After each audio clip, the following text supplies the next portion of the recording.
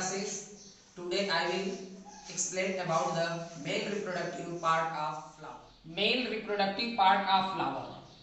Androecium is the male reproductive part of flower. Its unit is known as stamen. I mean जो flower होता है उस flower का male reproductive part जो होता है उसे एंड्रोसियम कहते हैं और एंड्रोसियम की जो इकाई होती है उसे स्टामेन कहते हैं. Now stamen, the stamen is the male unit of male reproductive part, that is androecium, and a stamen consists of anther and filament. Anther is a bilobed structure, below anther filament present. The point where anther and filament are attached called connective. An anther is a bilobed structure and each lobe have two pollen sac or pollen chamber in which the microspore or pollen grain formed by the process of microsporogenesis.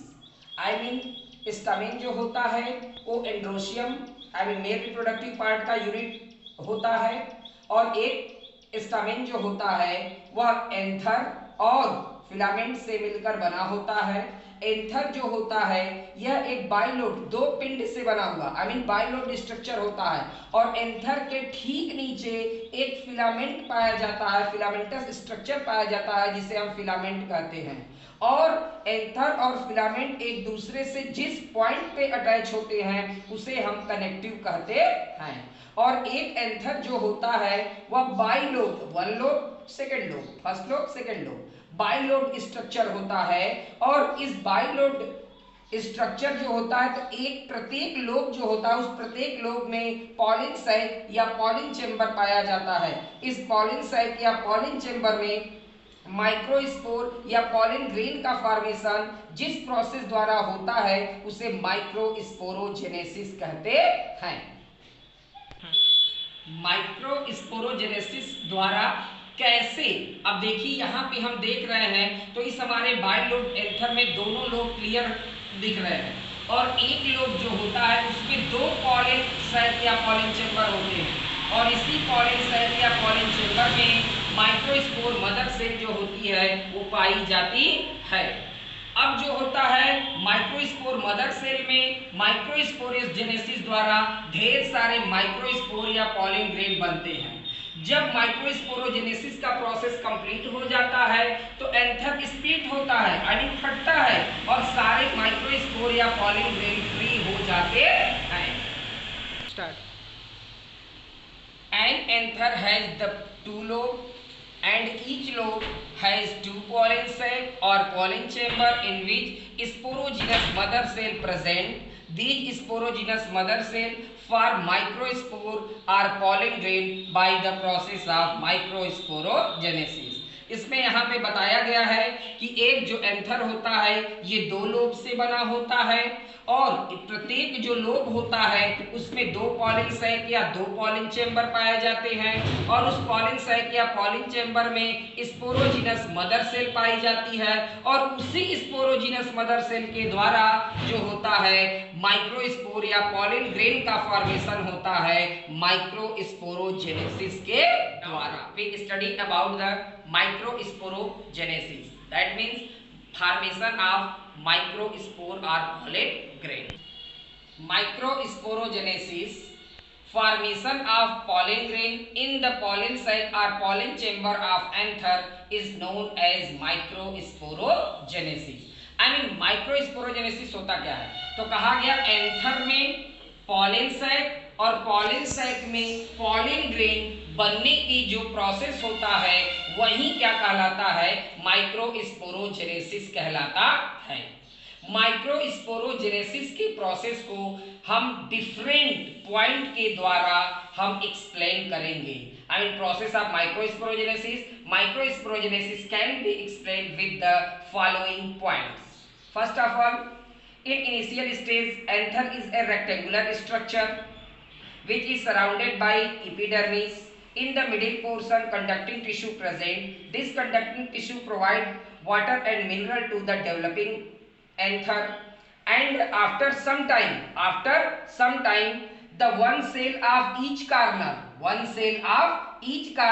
increase in size and form the primary archaeosporial cell.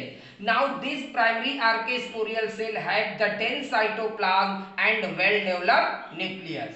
And after some time in these primary archaeosporial cell, a periclinal division take place. As a result, two cells are formed. The cell which present to the periphery called parietal cell, and the cell which present to the center called sporogenous cell. Now the microsporogenesis को जो है हम different point से study कर सकते हैं। तो हमने बताया कि सबसे पहले एंथर जो होता है वो प्रारंभ में एंथर एक चौकोर संरचना होती है जो सबसे बाहर एपिडर्मिस के द्वारा घिरी होती है। इसके बीच में कंडक्टिंग टिश्यू पाया जाता है। यह कंडक्टिंग टिश्यू डेवलप हो रहे एंथर को वाटर और मिनरल प्रोवाइड करने का फंक्शन करता है। लेकिन कुछ समय बाद एंथर के चारों कोनों पर पाई जाने वाली कोशिकाएं आकार में बड़ी होने लगती हैं, जिन्हें हम प्राइमरी आर्केस्पोरियल सेल कहते हैं।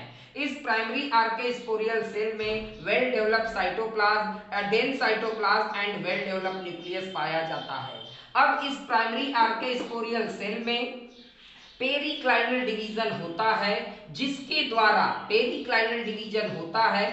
द्वारा दो सेल का फॉर्मेशन होता है, जिसमें पेरिफेरी पे पाए जाने वाले सेल को पेराइटल सेल कहते हैं और सेंटर की ओर पाए जाने वाले सेल को स्पोरोजिनस सेल कहते हैं। अब देखेंगे जब अब इस पेराइटल सेल में बार बार डिवीजन होता है, जिसके द्वारा जो होता है एंथर फोर लोब्ड स्ट्रक्चर में चेंज हो जाता है। एंथर फोर लोब्ड स्ट्रक्चर में चेंज हो जाता है और एक मैच्योर एंथर का फॉर्मेशन कर लेता है। अब पेराइटल सेल डिवाइड होकर के थ्री डिस्टिंक्ट लेयर का फॉर्मेशन करती हैं, जिनमें एंडोथीसियम, कॉर्टेक्स और टैप्टम होते हैं। एंडोथीसियम सबसे बाहर की ओर पाई जाने वाली एक लेयर होती है जो स्मूथ होती है। एंडोथीसियम के नीचे 3 to 6 लेयर कॉर्टेक्स का पाया जाता है। कॉर्टेक्स का जो लेयर होता है वह हार्ड और स्टोनी होता है और इसका फंक्शन जो होता है सुरक्षा प्रदान करना, इट फंक्शन एज प्रोटेक्शन। यह सुरक्षा प्रदान करने का कार्य करती है। कॉर्टेक्स के नीचे एक टैप्टम की लेयर पाई जाती है।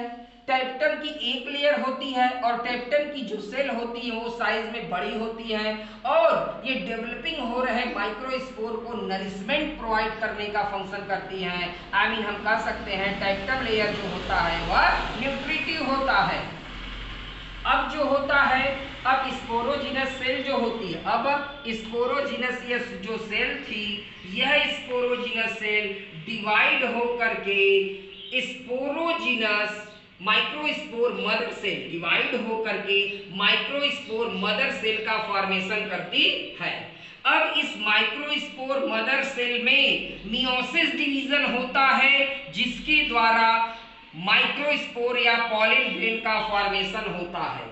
जैसे ही माइक्रोस्पोर या पॉलिन ग्रेन बनते हैं, टैप्टम की लेयर डिसॉल्व हो जाती है। टैप्टम की लेयर क्या होती है? डिसॉल्व हो जाती है और इस डेवलप हो रहे माइक्रोस्पोर या पॉलिन ग्रेन को नरिशमेंट प्रोवाइड करने का फंक्शन करता है। अब उसके बाद जो होता है हम देखते हैं कि एंथर में पॉलिन सैक और पॉलिन सैक में पॉलिन ग्रेन माइक्रोस्पोर का फॉर्मेशन हो जाता है। माइक्रोस्पोरोजेनेसिस का जो प्रोसेस होता है वह कंप्लीट हो जाता है। Now we explain it clearly now process of microsporogenesis. The microsporogenesis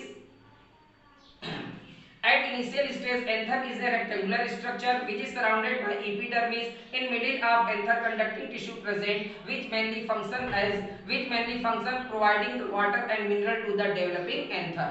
After some time, the one cell of each corner increase in size called primary archaeosporial cell. These primary archaeosporial cell have the dense cytoplasm and well developed nucleus. After some time in this primary archaeosporial cell, periclinal division take place. As a result, result, two cells are formed. The cell which present to the periphery called parietal cell, and the cell which present to the center called sporogenous cell.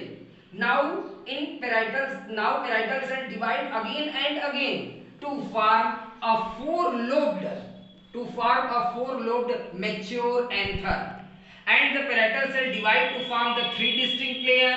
The outermost layer is known as endothecium. Endothecium is a single smooth layer which mainly function as protection. Just below the endothecium, 3 to 6 layer cortex present. The cortex is hard and stony which mainly function as protection. And below the cortex, tapetum present. The cells of tapetum are nutritive in nature which provide nourishment to the developing spore or microspore. Now the sporogenous cell divide to form the microspore mother cell. Now in this microspore mother cell, meiosis division take place. As a result, haploid microspore or pollen grain form. When the microspore or pollen grain form, then the layer of tapetum dissolve and it provides nourishment to the developing microspore or pollen grain. Thus we can say that the formation of microspore or pollen grain in the pollen sac of anther is known as microsporogenesis. That's all.